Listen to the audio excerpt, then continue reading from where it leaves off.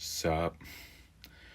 I don't know about you, but I probably have a serious mental illness. Like the majority of strange men that have an interest in maps and history, I found myself playing Hearts of Iron 4.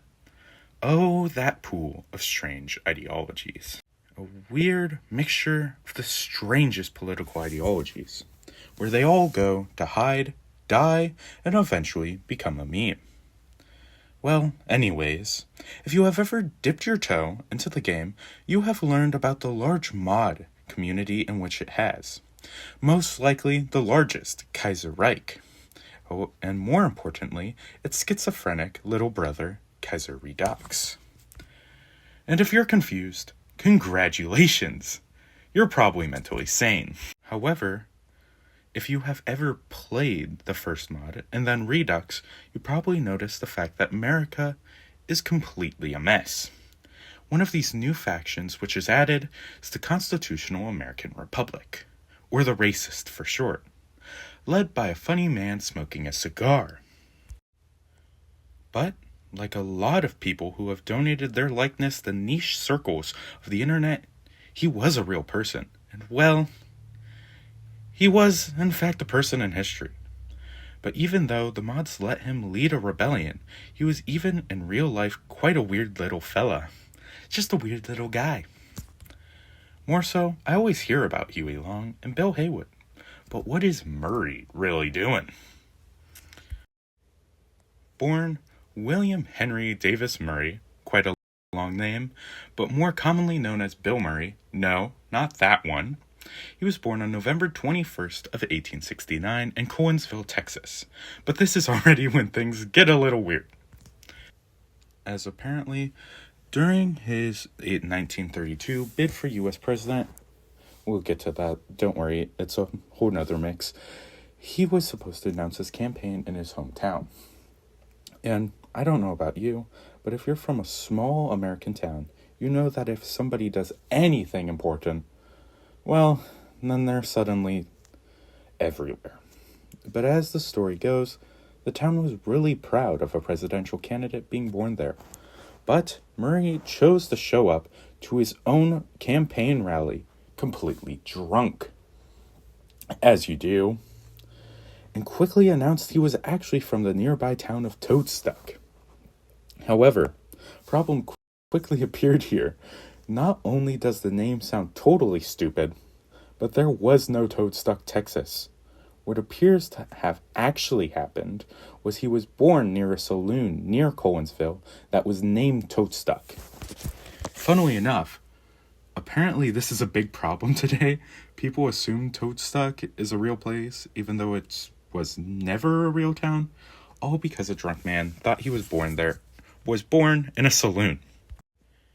His father was a Scottish immigrant. Orha?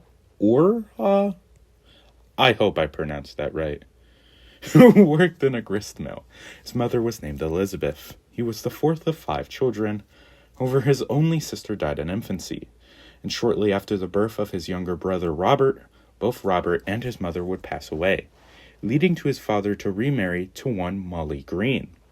Apparently, Orha and Molly would have multiple children together, having quite a large family. Gotta make sure you got those extra farmhands after all. Apparently, Bill and his brothers did not get along with their new mother at all. Molly was apparently deeply religious and tried to teach all of her children to share her religious devotion. However, young Bill did not like this, apparently hiding and pretending to have stomach aches to get out of her lessons. Which I don't know why, but that seems kind of funny to me. Like trying not to pray by trying to be sick. It's just a funny excuse in my opinion. This event appears to have made some form of resentment for Christianity in his adulthood, as he was officially a member of churches his life, but he never seemed to actually practice religion in his life or even attend anything. However, this teenage rebellion would go farther, as at the age of 12, he and 2 of his brothers would run away from home. He would bounce around from odd job and schools, finding several different homes. As you might expect, he had a very poor education at this point. He would claim that one family that took him in is Mr. and Mrs. Loper, and they would be the greatest role models in his life, calling Mrs. Loper the only real mother he had, and Mr. Loper would give him life lessons. An important note for our story is that Mr. Loper was a firm supporter of the Democratic Party. At this point, Murray apparently sold most of his belongings to be able to afford college, eventually graduating from College Hill Institute in Springfield, Texas, working to sell books and small teaching jobs. Quite impressively, by only the age of 20, Murray was nominated for a county representative at the state Democratic Convention. Murray would quickly gain a reputation within the local community as a major figure in education, and as one source would put it, a quote, talker, as he would come into conflict with local populists of the People's Party. This would lead to a large amount of conflict for Murray, as the People's Party would largely dominate this part of Texas at this time. To note here, he was noted as a great speaker by the local newspaper, and all the sources I've looked at seems to support this idea. He was also mad at the populists for some economic reasons. To be honest, I don't quite understand the issues here, but it's not important to the grand scheme of things, so we're just going to ignore them. Around this time, we can see Murray slowly developing his political ideology. One key aspect was an extreme dedication to the political parties. As in 1891, he fought passionately for changing the Democratic Party against hardliners and populists, mainly on the economic aspects, saying, quote, "Parties, like governments and taxes, are necessary evils," end quote. He also claimed anyone who opposed political parties were anarchists. He was also very pro-free industry and localized government, meaning he was incredibly for state rights and Jeffersonian economics. Just like Jeffersonian politics, he was also for a very strict interpretation for the Constitution. He was opposed to pensions for generals and judges, which I thought was kind of random and odd for some sources to bring up, but to each their own. He also believed immigrants shouldn't own land. He was apparently also for lower taxes, lower federal expenditures, lower federal wages, increased protections for American citizens and their property overseas, and the abolishment of the army during times of peace. So think like Jeffersonian and laissez-faire, which basically kind of summarize certain factions of the Democratic Party of this era. He was also right in support for an immigration ban on all non-white immigrants, even poor people from Europe. Yeah, this is when things start to go down that route. He also supported the abolishment of the federal bank, the government being banned from loaning money to any citizen or company, zero government control on trains, telegrams, or steamliners, complete free trade, and strict anti-monopoly laws being enforced. And apparently, he chose to end most of his political writings with something along the lines of, quote, "Hurrah for democracy," end quote. Oh, you gotta love that flair. His career in Texas doesn't actually seem to be too important for his greater life story, other than building this ideology and allowing a foot into the door of politics, and it would end with 2 failed campaigns for Texas Senate. He would move to Fort Worth in 1897, where he would pass the bar exam and practice law for the next years. But things would take a turn in 1898. He would move to Tishomingo? Oh boy, names. Oh boy. The capital of the Chickasaw Nation in the Indian Territory, what is now Oklahoma. This was apparently a financial and personal choice, as Murray believed a lawyer could make a lot more money in the Indian Territory. From what I could gather, he was also in the little financial trouble to pay back the debts for his failed campaigns.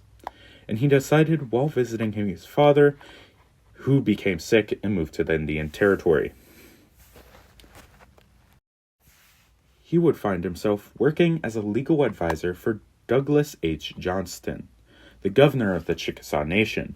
Murray and Douglas would appear to have become very close friends, with Murray marrying Douglas's niece, Mary Alice Harrell Murray, in July of 1899. This is where I started to run out of sources for his personal life, but he appears to have had a happy marriage. I mean, they had 5 children, and there's nothing to suggest it was bad.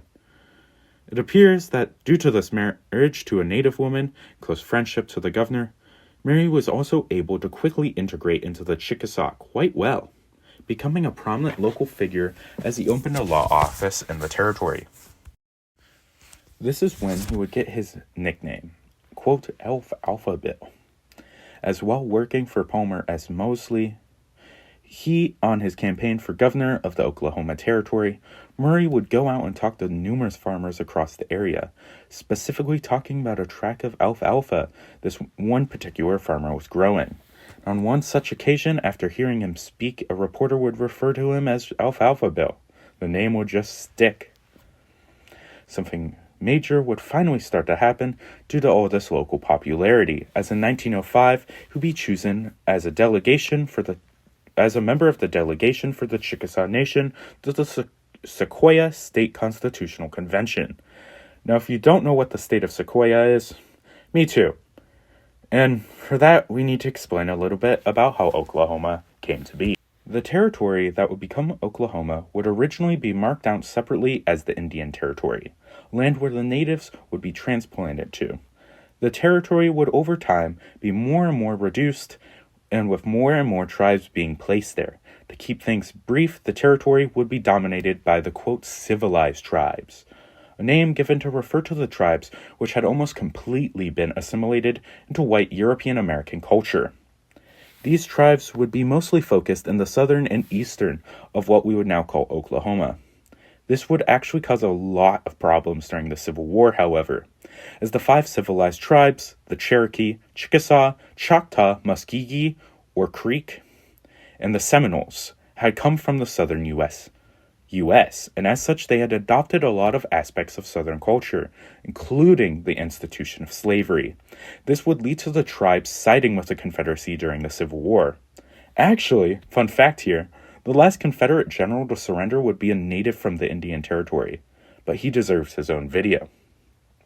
Following the Civil War, Reconstruction would be enacted into the territory, leading to the federal government, which had during the war decided to give the president the ability to throw out any treaty with the natives tribes, which had allied with the rebels, completely rewriting the treaties between the federal government and the civilized tribes. This began a long process of assimilation that I don't have time to go into.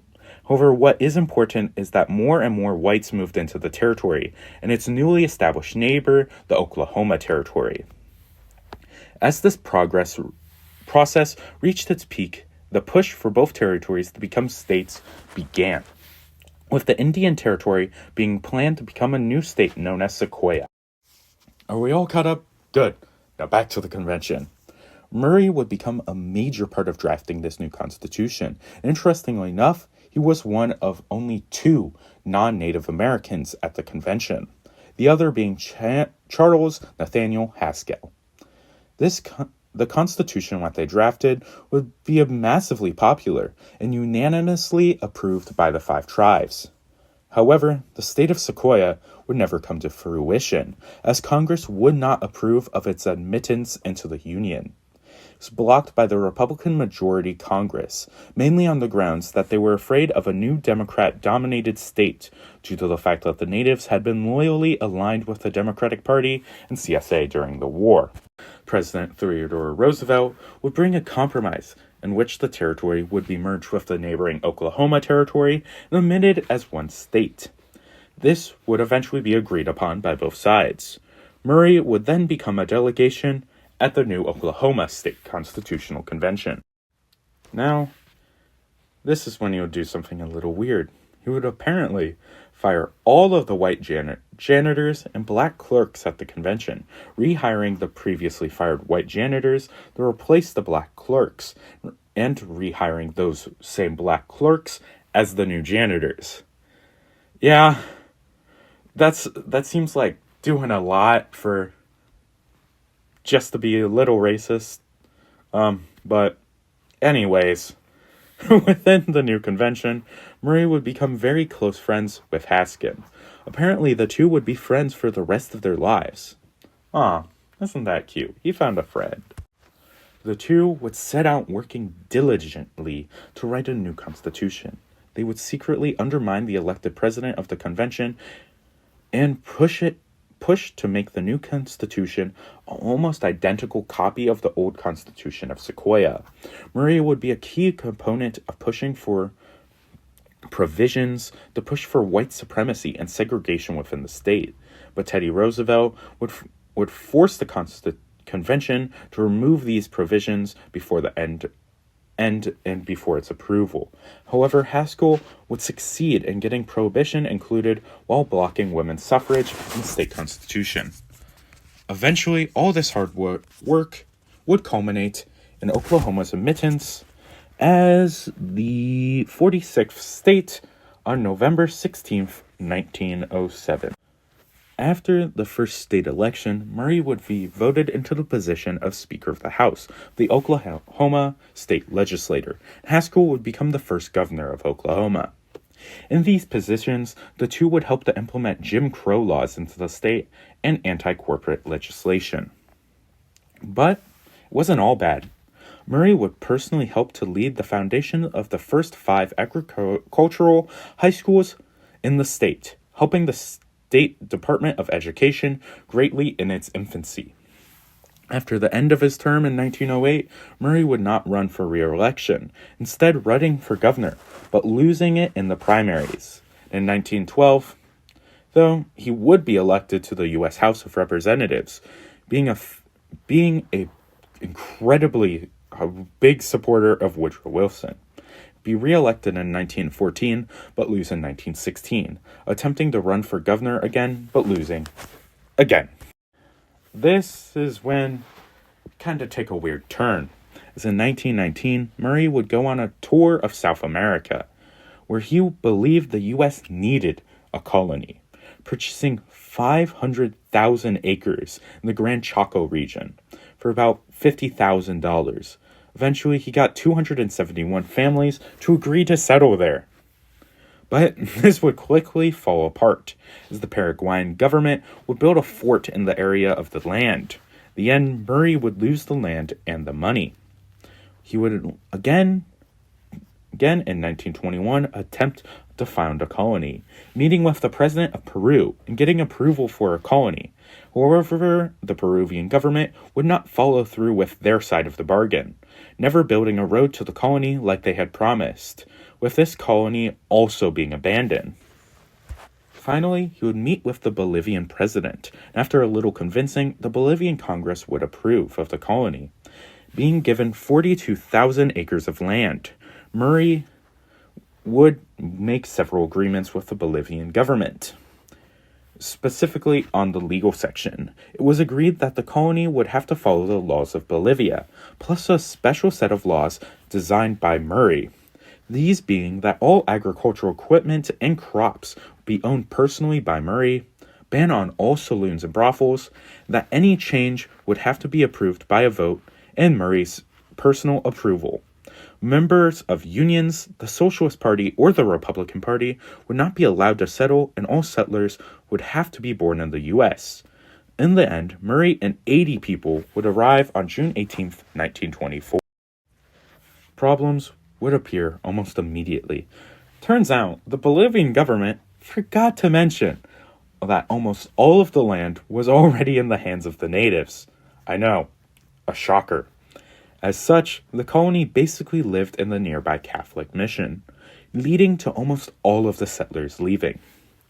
Even though Murray would try to recruit more settlers from Oklahoma, he would fail. As such, Murray would shift the recruiting from the natives. This time, he would actually have success though, eventually making a small cotton plantation, establishing Bolivia's first cotton gin too. However, success would bring problems knocking on Murray's door, as the Bolivian government started to get interest in the operation. And after a bit of back and forth, Murray's lease would be revoked. On August 24th, 1924, Murray would have to return to Oklahoma in defeat. On January 9th, 1930, Murray would announce another bid for governor. This was during the height of the Great Depression and Dust Bowl, which hit Oklahoma very hard. He ran on a platform of fighting the three C's: corporations, carpetbaggers, and, well, I don't think I should say the last word. Just know, here in the Midwest, it can also refer to a little animal or a racial slur. He would win the elections using some underhanded tactics, though, and becoming the 9th governor of Oklahoma. Funnily enough, he would fail on literally all of his campaign promises. For example, he promised to crack down on corruption, not to give offices to family members. In the election, he gave offices to wealthy allies and over 20 of his nearest family members. He promised to cut down on state jobs. He instead added over 1,500. He promised to reduce the number of cars the state owned. He bought more. He promised not to use prisoners for labor. He used prisoners to clean the Capitol and to make and sell ice. He would blame all of this on damn lies, as he had, quote, the sovereign will of the people behind him.